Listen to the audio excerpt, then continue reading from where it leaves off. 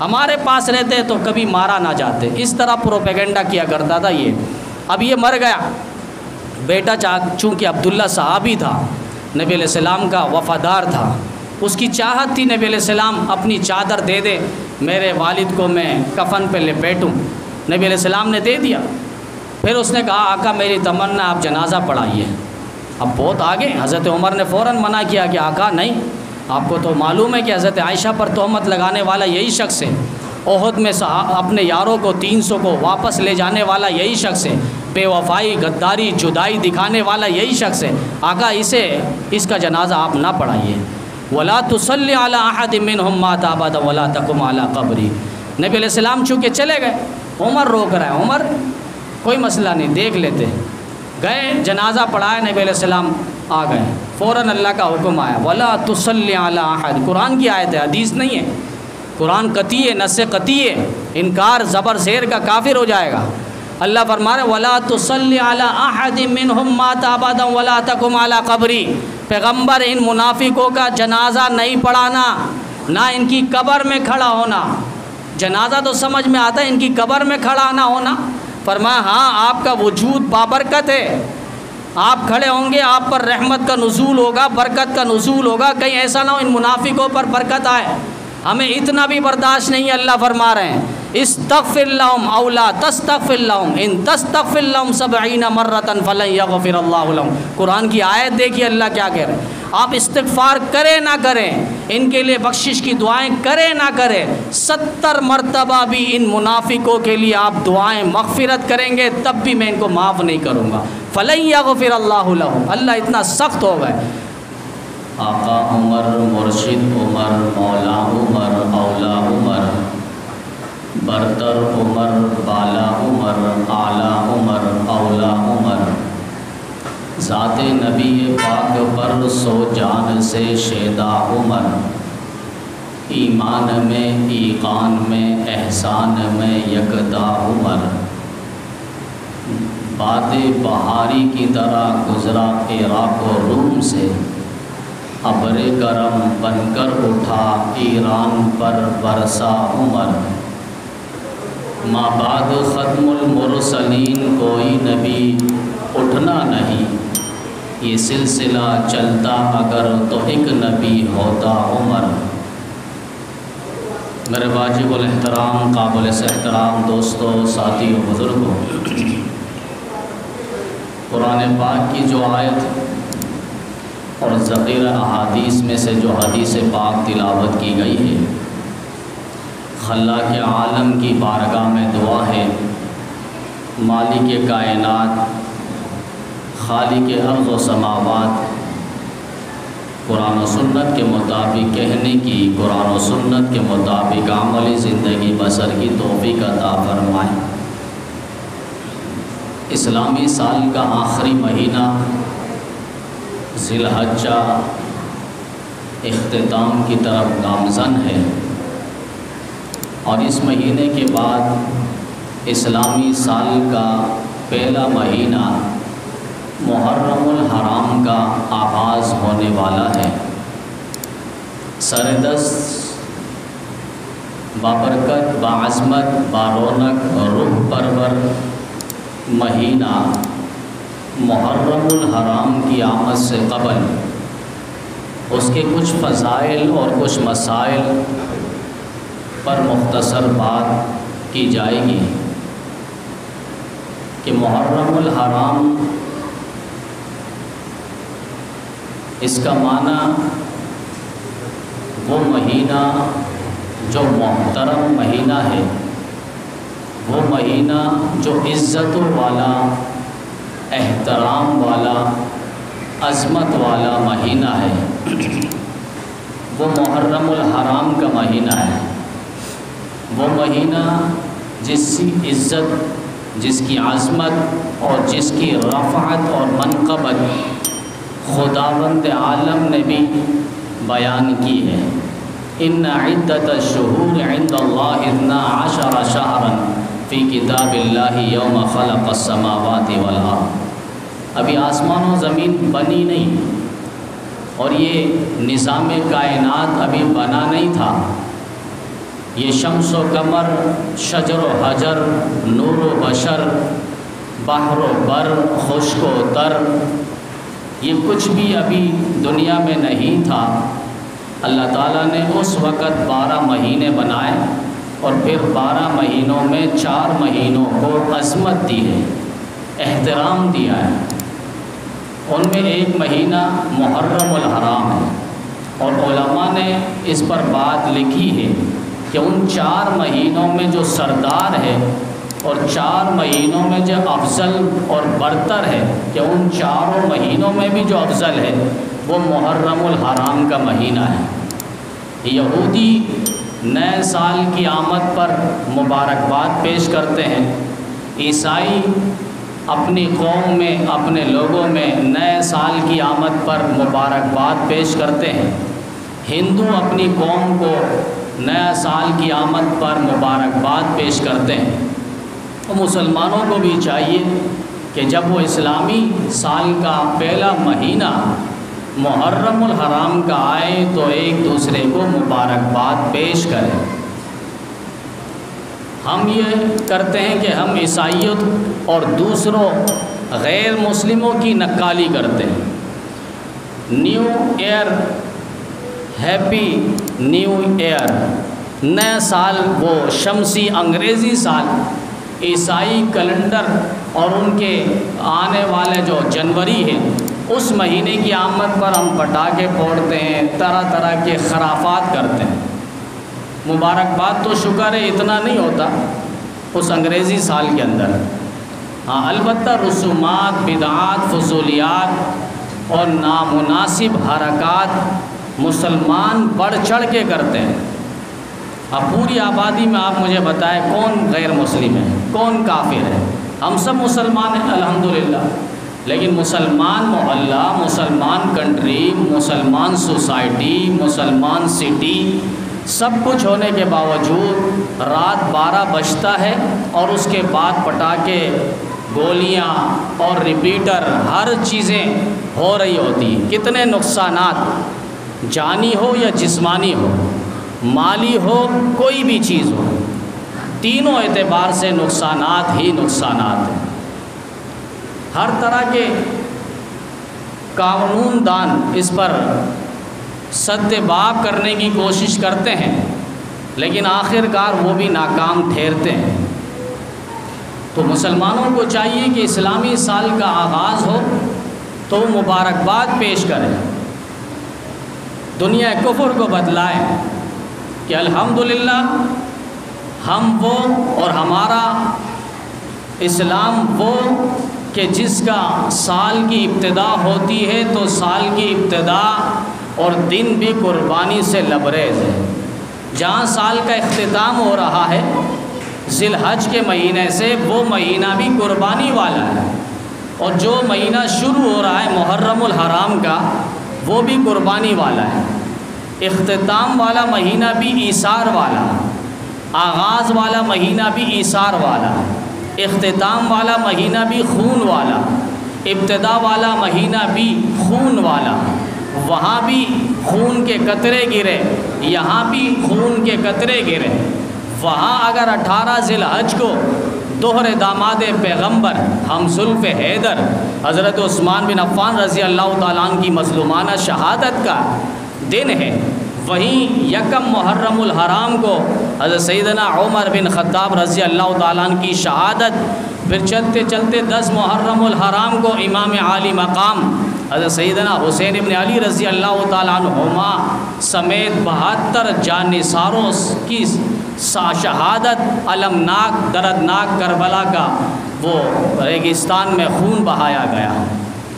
تو اختتام بھی ہمارا خون پر، قربانی پر، ایثار پر، جد و جہد پر، محنت پر ہے، اور آغاز پر بھی ہمارا خون پر، ایثار پر اور قربانی پر مہینہ شروع ہو رہا ہے۔ تو محرم الحرام یہ عزت والا مہینہ ہے۔ ہم نے اور ہمارے درمیان جو عوام الناس ہے ان کی ایک سوچ ہوتی ہے محرم الحرام یہ پتہ نہیں حرام مہینہ ہے۔ بھئی حرام مہینہ اس اعتبار سے ہے، حرمت والا مہینہ اس اعتبار سے ہے، عظمت والا، یہ عربی کا لفظ ہے۔ عربی میں معنی حرمت، حرام معنی حرمت، عزت، جیسے ہم کہتے ہیں حرمت رسول پہ جان بھی قربان ہے، نبی کی عزت پہ، نبی کے احترام پہ، نبی کی ناموس پہ ہماری جان بھی قربان ہے۔ تو اسی طرح یہ محرم الحرام وہ حرام حرمت سے ہے کہ محرم الحرام یہ حرمت والا مہینہ، عظمت والا، رفت والا، شان و مقام والا مہینہ ہے۔ اس کی عظمت کی گواہی خود اللہ تعالیٰ نے دی ہے۔ تو محرم الحرام عوام میں ایک سوچ ہے، تو یہ زمانے جاہلیت میں یہ ہوتا اور اس کی پابندی ہوتی۔ اگر دو فریق، دو گروہ، دو جماعت آپس میں لڑتے تھے اور جو ہی چاند نظر آ جاتا محرم الحرام کا، اب حکم ہوتا کہ آپس کے اختلافات ختم کر دو، آپس کی لڑائیاں بند کر دو، آپس کے مقاتلے، جنگ و جدل، قتل و قتال یہ سب بند کر دو۔ جو ہی محرم کا، ذی الحج کا، یہ مہینے جو اشہر حرم ہیں، ان مہینے کے چاند نظر آ جاتے تو اسی وقت پابندی لگ جاتی کہ اب آپس کے اختلافات نہ ہو، کوئی تلوار، کوئی خنجر، کوئی نیزہ، کوئی تیر کسی پر نہ برسائے، یہ پابندی ہوتی تھی۔ چھ جائے کہ کوئی اپنے اوپر برسائے، از خود برسائے وہ الگ بات ہے، لیکن یہاں ہو رہا ہے کہ آپس میں کوئی لڑے نہ، محرم الحرام کے آغاز پر آپس میں کوئی مقاتلہ نہ کرے، کوئی جنگ و جدل نہ کرے، کوئی لڑائی جھگڑے نہ کرے، کوئی اختلافات نہ کرے۔ یہ اللہ تعالیٰ کی طرف سے حکم ہے اور حکم اسلام بھی ہے۔ بار کے محرم الحرام یہ عظمت والا مہینہ، تاریخ کا اگر آپ مطالعہ کریں گے تو آپ کو یہ بات نظر آئے گی کہ آدم علیہ السلام کا خمیر جس دن بنا مہینہ محرم کا تھا۔ آدم علیہ السلام کو فرشتوں نے سجدہ کیا، مہینہ محرم کا تھا۔ آدم علیہ السلام کے سر پر تاج خلافت کو رکھا گیا تو مہینہ محرم کا تھا۔ پھر نوح علیہ السلام کشتی پہ بیٹھ کے جودی پہاڑ پہ جب ٹھہرے اور اپنے ساتھ وہاں لوگوں کو نجات دلائی، 80-82 لوگوں کو، جس دن نوح علیہ السلام جبل جودی میں جا کر ٹھہرے تو وہ مہینہ محرم کا تھا۔ حضرت ابراہیم علیہ السلام نار نمروز سے نکلے، باہر آئے تو مہینہ محرم الحرام کا تھا۔ حضرت یونس علیہ السلام مچھلی کے پیٹ سے جب باہر نکلے تو مہینہ محرم کا تھا۔ حضرت یوسف علیہ السلام مصر کے تخت پہ بیٹھے اور وزیر بنے، اس وقت مہینہ محرم کا تھا۔ حضرت یونس علیہ السلام کو مچھلی کے پیٹ سے باہر نکالا گیا، مہینہ محرم کا تھا۔ پھر چلتے چلتے حضرت موسیٰ علیہ السلام کو اللہ تعالیٰ نے نجات دی فرعون کے مقابلے میں بحر کلثوم پہ، وہ مہینہ محرم کا تھا۔ حضرت موسیٰ علیہ السلام کو اعزاز نبوت سے سرفراز فرمایا، مہینہ محرم کا تھا۔ پھر چلتے چلتے ہمارے نبی پاک صلی اللہ علیہ وسلم کا پہلا نکاح سیدہ طیبہ طاہرہ حضرت خدیجۃ الکبریٰ رضی اللہ تعالیٰ عنہا کے ساتھ ہوا، مہینہ محرم کا تھا۔ سلمہ کے ساتھ نکاح ہوا، مہینہ محرم کا تھا۔ حضرت سیدہ جویریہ کا انتقال ہوا، مہینہ محرم کا تھا۔ پھر حضرت حبیبہ کا انتقال ہوا، مہینہ محرم کا تھا۔ حضرت صدیق اکبر رضی اللہ تعالیٰ نے منکرین زکوٰۃ کے ساتھ جہاد کیا اور منکرین زکوٰۃ کا قلع کما کیا تو مہینہ محرم کا تھا۔ حضرت عمر رضی اللہ تعالیٰ عنہ نے جام شہادت نوش کیا تو مہینہ محرم کا تھا۔ حضرت عثمان بن عفان رضی اللہ تعالیٰ عنہ منصب خلافت پہ آئے تو مہینہ محرم کا تھا۔ پھر حضرت علی المرتضیٰ شیر خدا رضی اللہ تعالیٰ عنہ منصب خلافت پہ آئے تو مہینہ محرم کا تھا۔ چونکہ 18 ذی الحج کو حضرت عثمان بن عفان رضی اللہ تعالیٰ عنہ شہید ہو گئے، پھر عثمان کے بعد منصب خلافت پہ آنے والے شیر خدا علی المرتضیٰ رضی اللہ تعالیٰ عنہ تھے تو مہینہ محرم کا تھا۔ چلتے چلتے حضرت حسن نے حضرت امیر معاویہ رضی اللہ تعالیٰ عنہ سے صلح فرمائی تو وہ مہینہ محرم کا تھا۔ ان کے ہاتھ پر بیعت کی، ان کو امیر تسلیم کیا، مہینہ محرم کا تھا۔ قسطنطنیہ کے ساحل پر جہاد کے لیے مسلمانوں نے گھوڑے دوڑا دیے اور باہر جہاز تیار کر کے قسطنطنیہ کے ساحلوں میں اتارا اور اللہ تعالیٰ نے فتح سے ہمکنار فرمایا تو مہینہ محرم کا تھا۔ کربلا کے دشت پہ 72 افراد سمیت جام شہادت نوش کرنے والے امام عالی مقام حضرت سیدنا حسین ابن علی رضی اللہ تعالیٰ عنہ یہ شہادت نوش کرنے والے مہینہ محرم کا تھا۔ تواریخ کا اگر آپ مطالعہ کریں گے، آگے چلتے چلے جائیں گے تو امام ابو داؤد رحمۃ اللہ علیہ جو محدث کبیر ہے، ان کا انتقال ہوا مہینہ محرم کا تھا۔ امام طحاوی رحمۃ اللہ علیہ کا انتقال ہوا مہینہ محرم کا تھا۔ حضرت انور شاہ کشمیری رحمۃ اللہ علیہ کا انتقال ہوا تو مہینہ محرم کا تھا۔ ہمارے ملک پاکستان کے پہلے وزیر اعظم لیاقت علی خان وہ شہید ہوئے تو مہینہ محرم کا تھا۔ کل قیامت کا دن برپا ہوگا تو مہینہ محرم کا ہوگا۔ مہینہ محرم کا یہ بہت عظمت والا مہینہ ہے۔ بعضوں کو اس میں خون نظر آتا ہے، یہ خون ہی تو بتا رہا ہے نواسہ رسول، جگر گوشہ بطول، خاندان نبوت کا پھول اور شریعت کا اصول، یہ درس دے گئے۔ درس کربلا ہی یہی ہے کہ ہم خون کی ندیاں بہا دیں گے، سر تن سے جدا کر دیں گے، لیکن اسلام کو باطل کے سامنے سر نگو نہیں ہونے دیں گے۔ ہم اسلام کو اور اسلام کی آبیاری کو اپنے خون جگر سے کر کے جائیں گے۔ وہ استقامت کے پہاڑ بنے رہے شمر کے ساتھ اور عبید اللہ بن زیاد کے ساتھ اور وقت کے یزیدی کے ساتھ، وہ سامنے ڈٹے رہے اور سیسا پلائی ہوئی دیوار بنے رہے اور استقامت کا آخری وقت تک مظاہرہ کرتے رہے۔ یہ درس کربلا ہے جس پر انشاءاللہ بات ہوگی۔ تو محرم الحرام کا آغاز ہی قربانیوں سے ہے، اور قربانی دینے والے خلیفہ دوئم حضرت امام عدل و انصاف حضرت عمر فاروق رضی اللہ تعالیٰ عنہ ہیں۔ 8ویں یا 9ویں پشپ نبی علیہ السلام کے ساتھ ان کا سلسلہ نسب ملتا ہے۔ جو مرہ ہے، ان کے دادا پردادا نبی علیہ السلام کے جو 8ویں یا 9ویں دادا ہیں، وہ دادے کے ساتھ حضرت عمر فاروق رضی اللہ تعالیٰ عنہ کا نسب ملتا ہے۔ اور حضرت عمر فاروق رضی اللہ تعالیٰ عنہ جب اسلام لے کر آئے تو اس وقت 40واں عدد مکمل ہو چکا تھا، یعنی 40 لوگ مسلمان ہو چکے تھے۔ نبی علیہ السلام نے ان کو دعوت دی۔ یہ اسلام کے سخت شروع میں خلاف تھے جب مسلمان نہیں ہوئے تھے، اسلام ابھی لایا نہیں تھا۔ دار الندوہ میں مشورہ ہو رہا ہے، بڑے بڑے کفار کے سرغنے، ابو جہل جیسا لعنتی شخص وہاں بیٹھا ہوا تھا، اور سب میٹنگ کرنے لگے اور کہا کہ روز روز کے جھگڑے ختم کرو، یہ پتہ نہیں کون نیا نبی آیا ہے اور عجیب عجیب باتیں کر رہا ہے، بھائی بھائی سے کٹ رہا ہے، ماں بیٹے سے، بیٹے ماں سے، بیٹا باپ سے، باپ بیٹے سے، چاچا بھتیجے سے، بھتیجا چاچے سے، ہر ایک سے الجھا ہوا ہے، لہذا اس کا کام تمام کرو، کچھ کرنا ہے۔ کرنا کیا ہے؟ کہ اسے جلا وطن کر دیا جائے۔ اب جلا وطن کریں تو آگے بھی دین پھیلائے گا۔ شیطان انسانی شکل میں بیٹھا ہوا تھا، اس نے مشورہ دیا آگے یہاں جلا وطن کرنے کا کوئی فائدہ نہیں ہے۔ کہا پھر کیا کرے؟ کہا بس سب قبیلے کے بڑے بڑے جو سردار ہیں، 100 بڑے بڑے سردار، وہ سب مل کے قتل کریں۔ لیکن پہلا وار جو بتلایا، پہلا جس کو تیار کیا قتل پر، یہ بعد میں مشورہ الگ ہوا، لیکن پہلا وار جس کے لیے تیار کیا گیا وہ عمر کو تیار کیا گیا۔ ابو جہل نے کہا عمر یہ کام تم ہی کر سکتے ہو، مکہ کی دھرتی پہ اگر کوئی دلیر انسان ہے وہ تم ہی ہو۔ وہ عمر سن کے کھڑے ہو گئے، ابھی مسلمان نہیں ہوئے تھے، یہاں سر لینے جا رہے ہیں، لیکن یہاں دار الندوہ میں مشورہ ہو رہا ہے اور وہاں کعبۃ اللہ کی چوکٹ پکڑ کے نبی علیہ السلام دعا مانگ رہے ہیں، اللہم اعز الاسلام بعمر ابن الخطاب او بعمر ابن الحشام، اللہ 2 عمر میں سے 1 عمر دے دے۔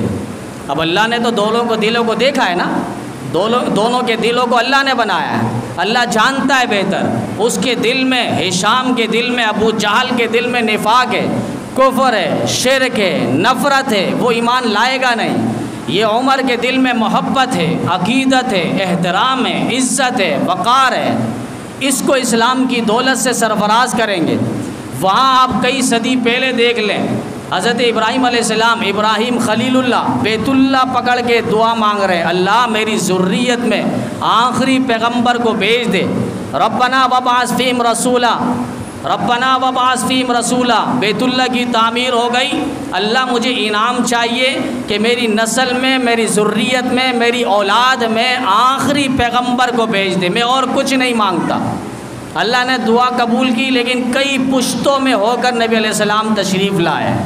یہاں نبی، وہاں خلیل اللہ دعا مانگ رہے ہیں، یہاں حبیب اللہ دعا مانگ رہے ہیں، بیت اللہ کی چوکھٹ پکڑ کے اللہ اسلام کی شان و شوکت کے لیے، اسلام کے رعب اور دبدبے کے لیے، اسلام کے عروج کے لیے، اسلام کی سربلندی کے لیے، اسلام کو چار دھانگ عالم میں نافذ کرنے کے لیے عمر دے دے، عمر دے دے۔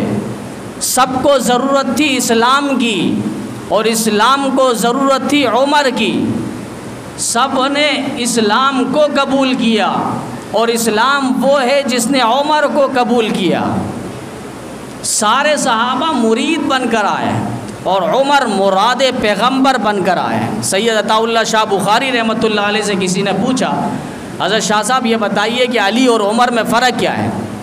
تو انہوں نے فرمایا کہ حضرت علی مرید بن کر آئے اور عمر مراد بن کر آئے۔ مرید مانا جو چل کر در اقدس میں تشریف لائے وہ علی ہے، اور جسے بیت اللہ کی چوکٹ پکڑ کر نبی نے مانگا وہ عمر ہے۔ عمر یہ علی کا بھی انتخاب ہے، عمر محمد کریم کا بھی انتخاب ہے، اور عمر رب جلی کا بھی انتخاب ہے۔ 3 لفظ 3 حرف ہے، عین میم را۔ عین یہ بتا رہا ہے کہ علی کا انتخاب ہے، اور میم بتا رہی ہے محمد کریم کا انتخاب ہے، اور را بتا رہا ہے رب کریم کا انتخاب ہے۔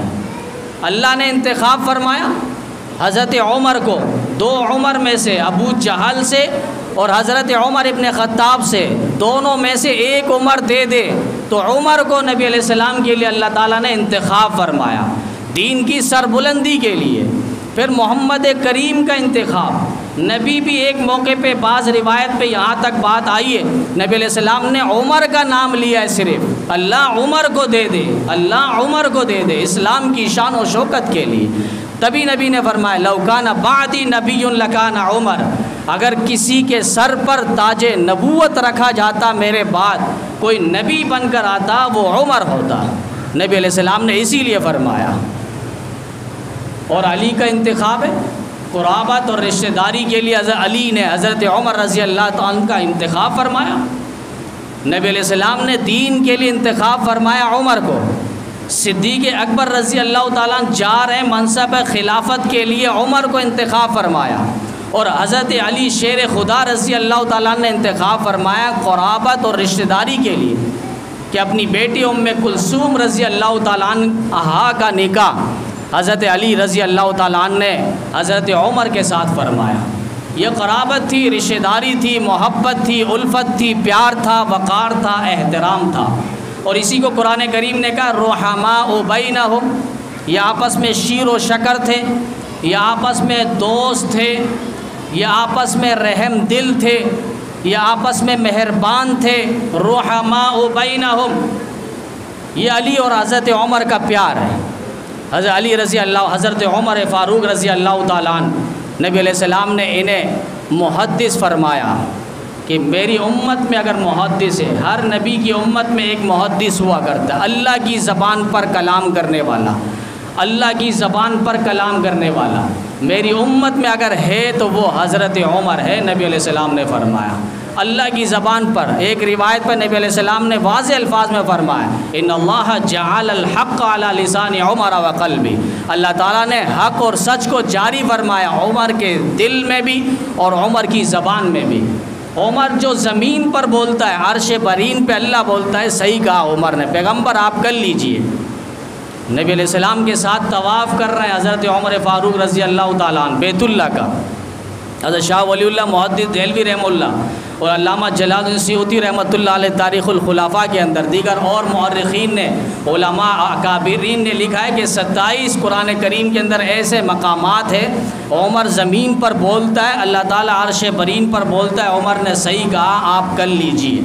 آج بیت اللہ کا نبی علیہ السلام طواف کر رہے ہیں، طواف کرتے کرتے حضرت عمر پیچھے ہے، نبی علیہ السلام کا چہرہ دیکھا، اللہ کے رسول میرا دل چاہتا ہے کہ مقام ابراہیم پر 2 رکعت نفل پڑھوں۔ نبی علیہ السلام خاموش ہے، کیونکہ یہ شخص بولتا ہے اللہ تعالیٰ مراد بنا کر پیش کر دیتا ہے۔ اللہ تعالیٰ وہی کلام کر دیتا ہے، ہو بہو وہی آیت کئی مرتبہ قرآن کریم کے اندر اتری ہے۔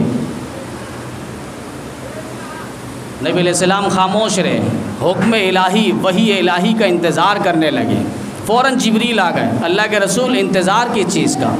وَاتَّخِذُوا مِن مَّقَامِ إِبْرَاهِيمَ مُصَلًّى، پہلے پارے میں فرمایا کہ عمر جو کہہ رہا ہے آپ کر لیجئے، مقام ابراہیم پر 2 رکعت نفل پڑھیے۔ یہ نفل تو ہے لیکن علماء کی زبان پہ یہ واجب الطواف ہے۔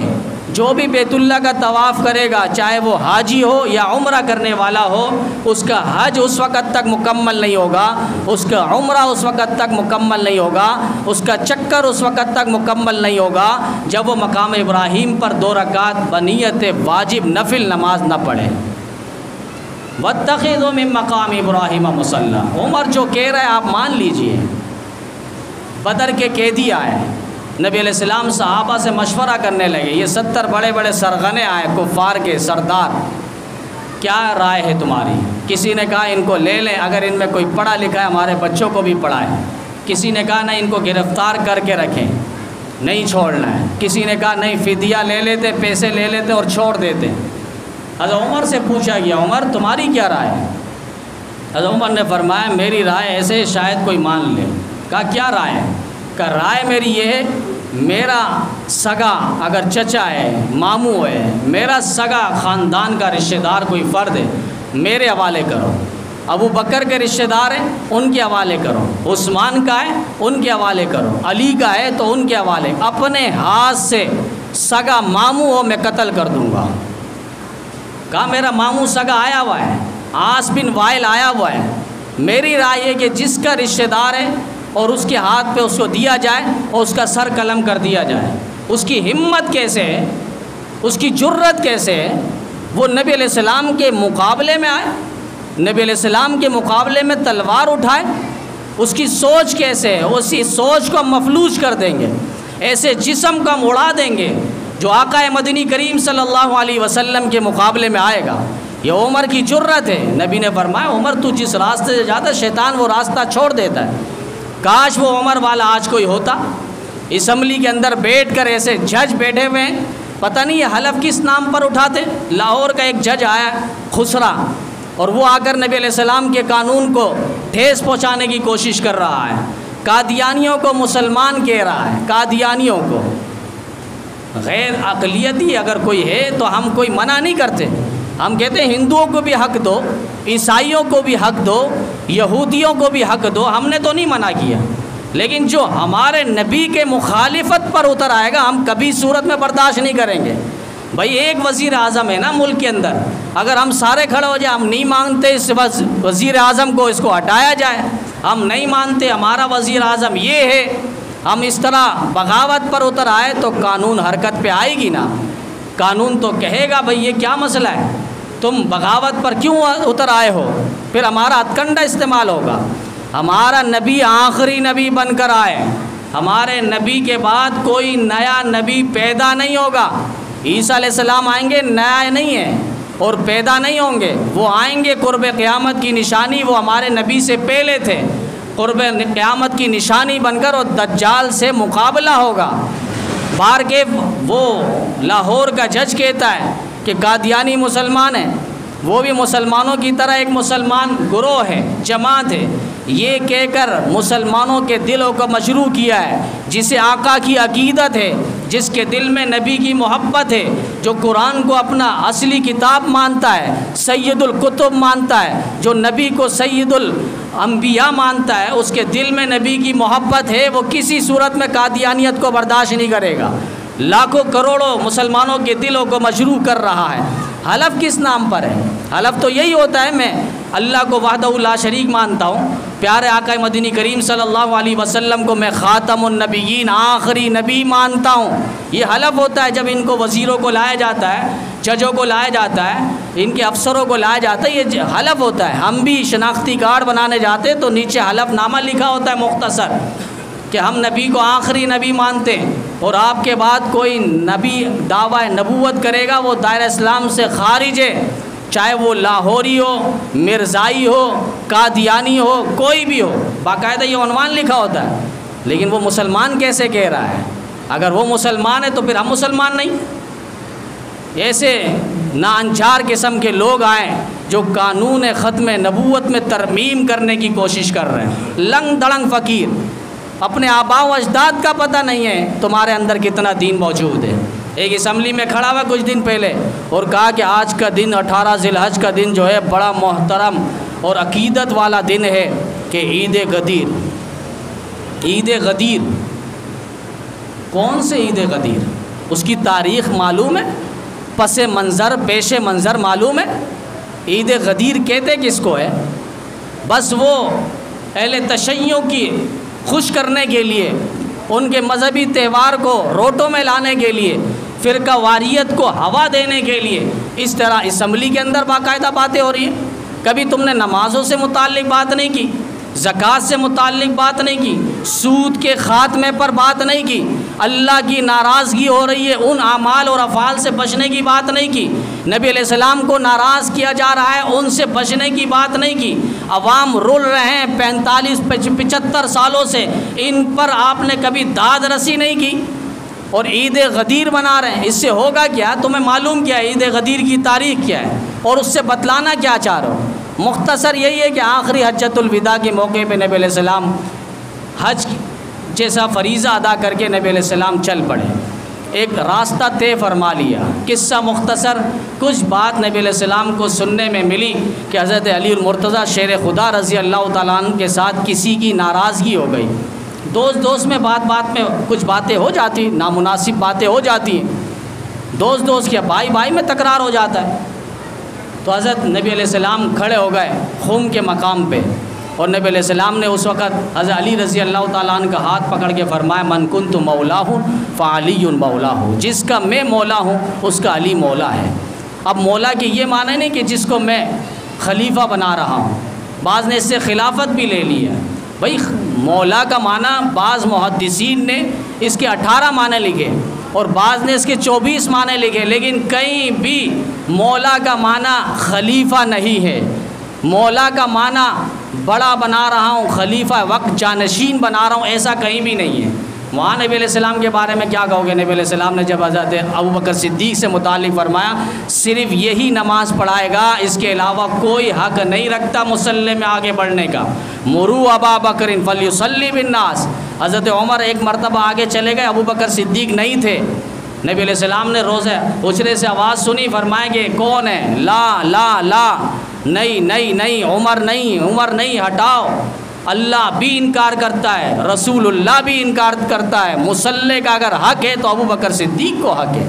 میری غیر موجودگی میں کسی نے نماز نہیں پڑھائی، ابوبکر صدیق رضی اللہ تعالیٰ عنہ، یہ اشارہ نبی علیہ السلام بتلا رہے ہیں کہ خلافت کا اگر حق ہے تو ابوبکر صدیق کو حق ہے۔ ثانی اثنین اذ ہما فی الغار، نبی علیہ السلام کو اللہ تعالیٰ فرما رہے ہیں۔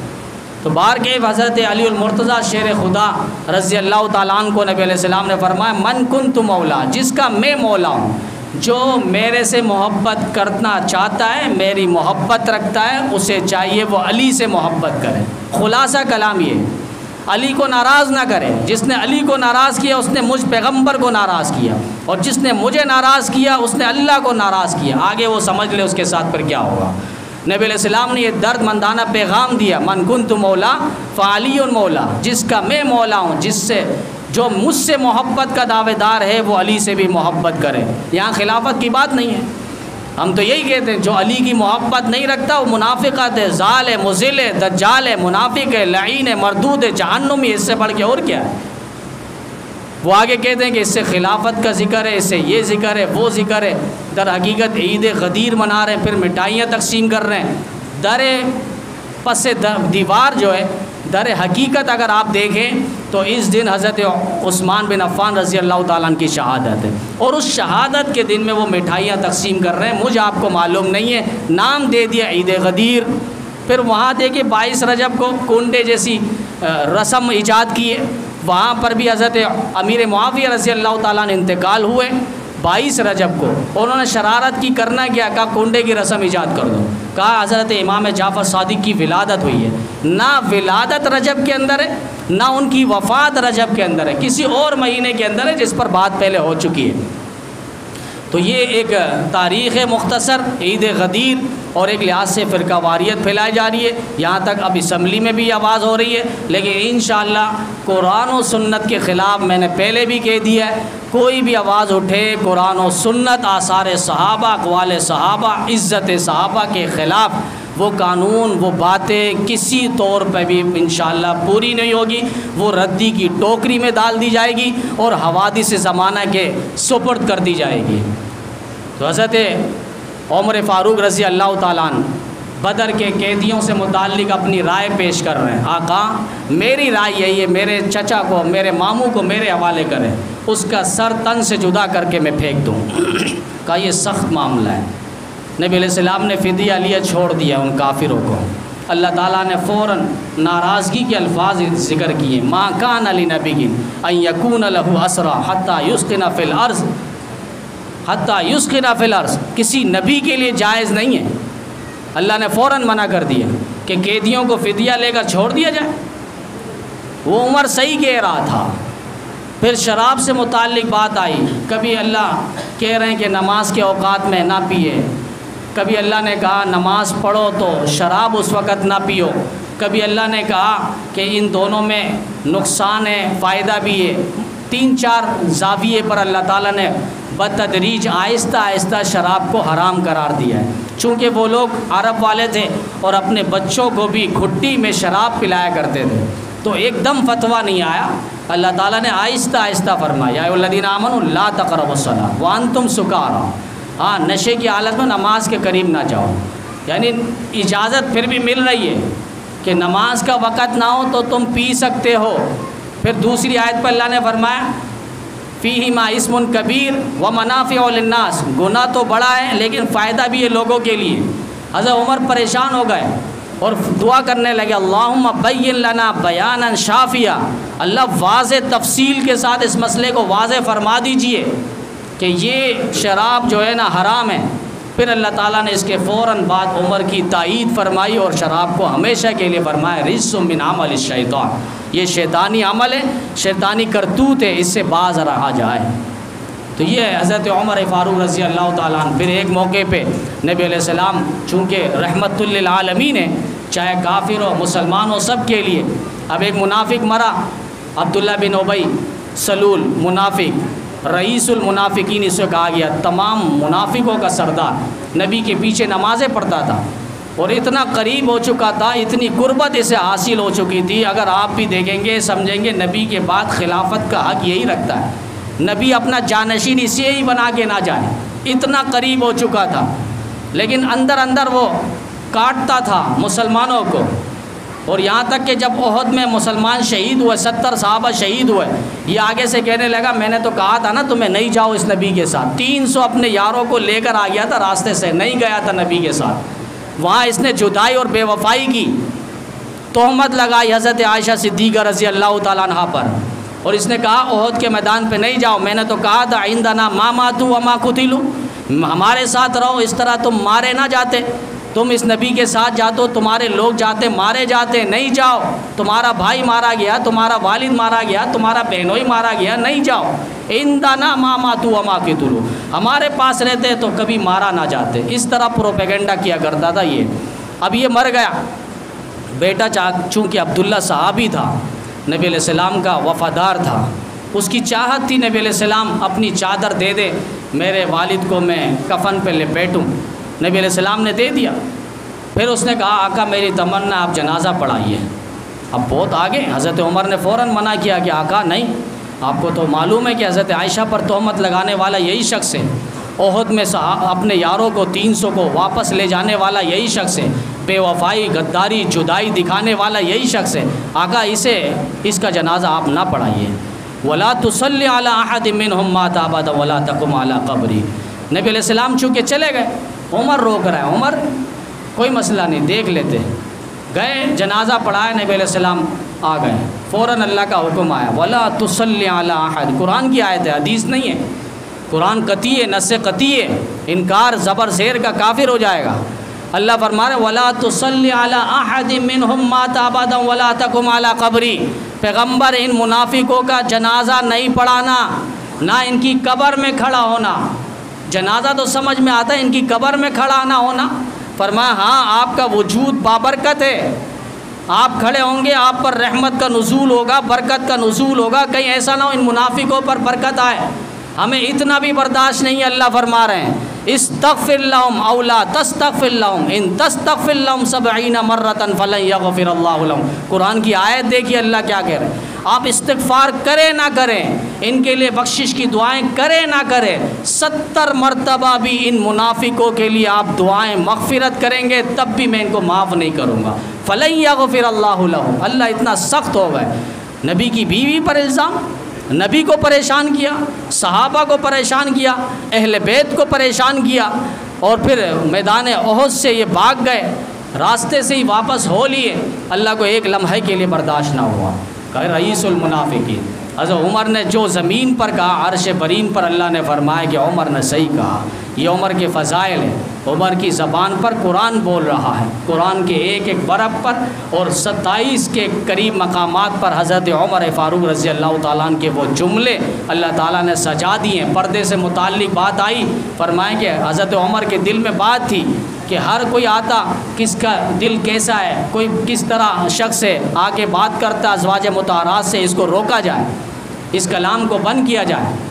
ایک موقع پہ ایک زوجہ نبی علیہ السلام کو انہوں نے دیکھا، رات کے وقت وہ کہیں جا رہی ہے، تو حضرت عمر نے فرمایا آگے کچھ اوباش منافق قسم کے لوگ ہیں، وَلَا تَبَرَّجْنَ تَبَرُّجَ الْجَاهِلِيَّةِ الْأُولَى وَقَرْنَ فِي بُيُوتِكُنَّ۔ اے نبی کی بیویاں اپنے گھر میں ٹھہری رہی ہیں۔ یہی بات جو عمر نے زمین پر کہا، عرش برین پر اللہ نے کہا، عمر صحیح کہہ رہا ہے۔ پردے کی آیت اتار دی، یا ایھا النبی کل ازواجک و بناتک و نساء المؤمنین یدنین علیہن من جلابیبہن۔ اے نبی اپنی بیویوں کو، بیٹیوں کو، مومنہ عورتیں سے کہیں کہ وہ حجاب اور پردے اور ستر کے ساتھ باہر آئیں۔ یہ حضرت عمر فاروق رضی اللہ تعالیٰ عنہ، جن کے بارے میں نبی علیہ السلام نے فرمایا اللہ تعالیٰ نے حق و سچ کو عمر کی زبان پر اور دل پر جاری و ساری فرمایا۔ بات آخری جو کہ الیکٹرک سے متعلق بات چل رہی تھی کہ الحمدللہ یہاں محلے کے اندر ایک تحریک کا آغاز ہو چکا ہے، اور وہ تحریک انشاءاللہ اب ختم ہونے والی نہیں ہے۔ آج کے دن کئی اور بھی سیاسی اور مذہبی جماعتوں کا احتجاج ہے، کوشش کریں آپ ان احتجاجوں میں پرامن طریقے سے شامل ہو جائیں تاکہ افرادی قوت ہو اور کیلٹری کا جو نظام ہے وہ تباہ برباد ہو کر رہ جائے۔ ہمیں ایسا نظام ناجائز، ناروا اور حرام نہیں چاہیے جہاں 200 یونٹ پر 3,000 بل آ رہا ہے اور 201 یونٹ بڑھ جائے تو وہاں 8 اور 9,000 بل آ رہا ہے، اور صرف ایک مہینہ نہیں، یہ 6 مہینے تک رگڑا جائے گا۔ 30,000 روپے وہ ناجائز اور حرام بل لے رہا ہے، حالانکہ اسے تو خوش ہونا چاہیے، جتنا یونٹ کا اضافہ ہوگا یونٹ کے حساب سے پیسے میرے بڑھیں گے، ہمارا خزانہ بڑھے گا۔ اب ایک دکاندار ہے، میں وہاں سے 1,000 روپے کا سودا لیتا ہوں، اس کو فائدہ ہے، اگر میں 5,000 کا لیتا ہوں اس کو اور دگنا فائدہ ہے، لیکن یہ کیا اس فائدے کو اس انداز سے روکنے کی کوشش کی جا رہی ہے۔ تو پورے شہر کے اندر، بالخصوص شہر کراچی کے اندر سیاسی اور مذہبی پارٹی اٹھ چکی ہے، اللہ تعالیٰ انہیں بھی کامیابی عطا فرمائے۔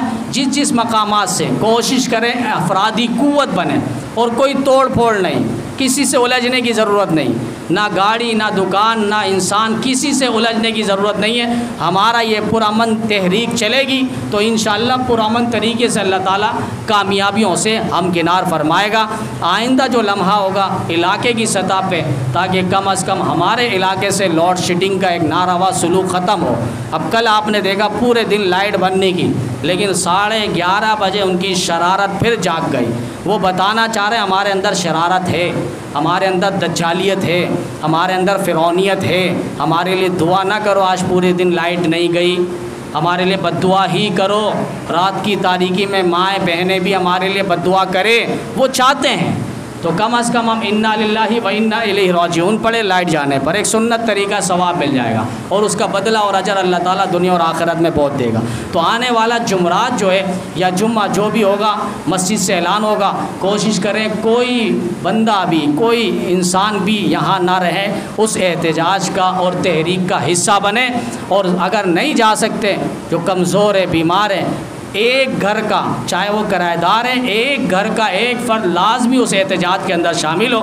ہمارا کوئی سیاست نہیں ہے، کوئی پارٹی بازی نہیں ہے، کوئی ووٹ اور الیکشن نہیں ہے، صرف اپنے اس علاقے کو کسی طرح امن اور سکون کا گہوارہ بنایا جائے، اور وہ امن و سکون کم از کم لائٹ ہو تو آپ کے پاس پانی بھی آئے، لائٹ ہو تو آپ کے پاس گیس بھی آئے، اور انشاءاللہ یہ واٹر بورڈ سے بھی بات ہوگی اور ساتھ ساتھ سوئی گیس والے سے بھی بات ہوگی۔ یہ بھی آہستہ آہستہ رنگ پکڑ لیا ہے کہ جس طرح کہ الیکٹرک والوں نے شرارت شروع کر دی، سوئی گیس والوں نے بھی شرارت شروع کر دی۔ ورنہ ایک زمانے میں یہ ہوتا تھا کہ سردی کے موسم میں صرف وہ لوڈ شیڈنگ کرتے تھے، اب گرمی کے موسم میں بھی انہوں نے لوڈ شیڈنگ کا ایک سلسلہ شروع کر دیا تاکہ وہ مشین کی کمپنیوں سے فائدہ حاصل کر سکے، بیٹری کی کمپنیوں سے فائدہ حاصل کرے، سوئی گیس کی کمپنیوں سے فائدہ حاصل کرے۔ یہ سارے مافیا گروپ خود اکٹھا ہو گئے، ملک کو لوٹ رہے ہیں، عوام کو لوٹ رہے ہیں، اور یہاں کوئی کہنے والا کچھ کرنے والا نہیں ہے۔ ہمیں اپنا بازو خود بننا ہوگا، ہمیں اتحاد اور قوت خود بننا ہوگا۔ جس طرح کسی شاعر نے کہا تھا کہ شاہین اڑا قیدی پرندوں کو بتا کر، اور ٹکراؤ ان سلاخوں سے خون میں نہا کر۔ اگر بازو میں بھروسہ ہے تو انصاف نہ مانگو، ورنہ پچھتاؤ گے اس دور میں زنجیر ہلا کر۔ اللہ تعالی ہم سب کو اس تحریک پر امن کو کامیاب بنانے کی توفیق عطا فرمائے، تمام پریشانیوں سے اللہ تعالی ہم سب کو آسانی اور کامیابی نصیب فرمائے۔